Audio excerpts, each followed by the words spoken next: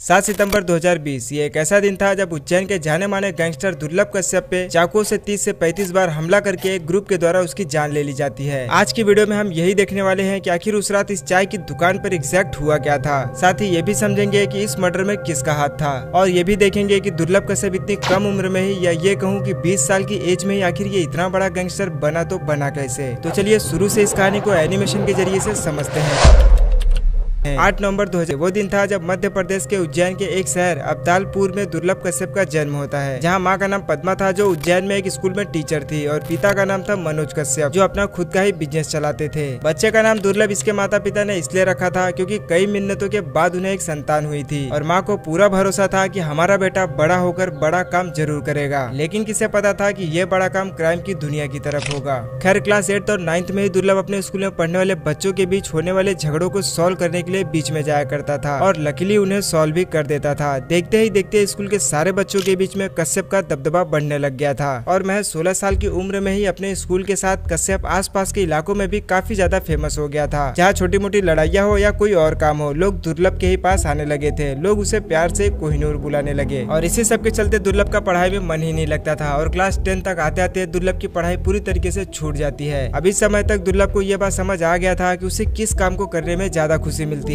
और अब दुर्लभ की सोच ये बन गई थी कि उसे उज्जैन का या ये कहूँ कि गैंगस्टर की दुनिया का सबसे बड़ा डॉन बनने की इच्छा उसके दिल में आ गई थी। खैर ये वो समय था जब एक रैली के दौरान दुर्लभ की मुलाकात ऐसे ही क्राइम करने वाले लोगों से होने लगी, जिसमें सबसे खतरनाक था ये हेमंत वाड़िया उर्फ बौखला। अब इस बौखला से मिलने के बाद दुर्लभ ने फिर कभी भी पीछे मुड़कर नहीं देखा और पूरी तरीके से अपराध की दुनिया की तरफ अपना कदम आगे बढ़ा चुका था और इन्हीं सब के चलते उसने अपनी एक खुद की गैंग भी बना ली थी जिसका नाम था डी कंपनी। और दुर्लभ की सबसे खास बात ये थी कि दुर्लभ अपने खुद के काम धंधे की एडवर्टाइजमेंट के लिए एफबी का इस्तेमाल करता था, जहाँ ये कुछ इस तरीके की बातें अक्सर लिखा करता था कि अगर किसी को किसी तरीके का काम करवाना हो तो हमसे संपर्क करे, अब चाहे वो किसी की हत्या ही क्यों न करनी हो। और फेसबुक का ही इस्तेमाल करके वो ऐसे लोगों को अपनी गैंग में शामिल करता था जो अपने इलाके के डॉन हुआ करते थे या फिर उस इलाके के सबसे खतरनाक गैंगस्टर कहे जाते थे। ऐसे करते करते करीब 3000 से ज्यादा लोग इसके संपर्क में आ गए और धीरे धीरे भारत के हर कोने से युवा इसे पसंद करने लगे। लेकिन इस पूरे गैंग की जो मेन कमांड होती थी वो हेमंत वाड़िया यानी बौखला के हाथ में होती थी। खैर इस गैंग में शामिल होने के लिए दुर्लभ अपना एक ड्रेस कोड भी बनाया था जिसमें माथे पर तिलक, आंखों में सुरमा, कंधे पर गमछा रखना होता था और इसने ऐसा इसलिए किया था जिससे आसानी से पता लगाया जा सके कि ये डी कंपनी के लोग हैं। और सीधी सी बात है कि दुर्लभ को भी ज्यादातर लोग इन्हीं कपड़ों में ही पसंद करते थे। इसके बाद अब आता है इस स्टोरी का मेन पार्ट। देखो फरवरी 2017 ये वो दिन था जब पुलिस ने पहली बार कश्यप पर मामला दर्ज किया था, जिसमें कश्यप पर एक लड़के पर चाकू से हमला करने का था। हालांकि ये हल्का फुल्का ही हमला था, इसमें किसी की जान नहीं गई थी। लेकिन फिर सेकंड गिरफ्तारी जो हुई थी वो थी 12 जनवरी 2018 को। पहली बार कश्यप को किसी के हत्या के लिए उसे और उसके दोस्त राजदीप को जेल में लाया गया था, जिसमें सचिन अतुलकर ने इन दोनों लोगों के साथ ही इनके टीम से काफी लोगों को गिरफ्तार किया था। और इसी बीच दुर्लभ कश्यप सोशल मीडिया पर भी काफी ज्यादा फेमस हो गया था, क्योंकि जब पकड़े जाने के दौरान एक रिपोर्टर ने ये पूछा कि तुम में से कश्यप कौन है, तो हाथ उठा के बताने का ये अंदाज युवाओं के दिलों पर छा गया था